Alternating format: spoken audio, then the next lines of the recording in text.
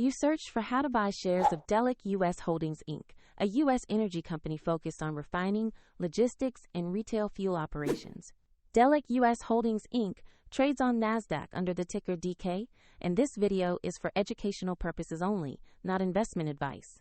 To trade DK, you will need a brokerage account. I will use eToro as an example to demonstrate the process.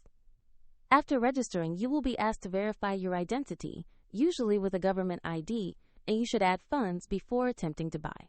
Use the platform search box and type the ticker DK to locate Delek US Holdings Inc. Confirm the listing displays NASDAQ and the DK symbol to ensure you pick the correct asset. On the asset page, review the company summary, recent news, and the price chart to understand current market context. Double-check the name Delek US Holdings Inc. and the DK ticker before moving to the order screen. Tap Invest or Buy, enter the amount you want to spend, and choose order options. Then carefully review the order details before confirming. If the market is closed, your order may be scheduled for the next session, and if there are insufficient funds, the platform will prompt you to add money before it can be placed. Once executed, your DK position will appear in your portfolio, and you can monitor it there.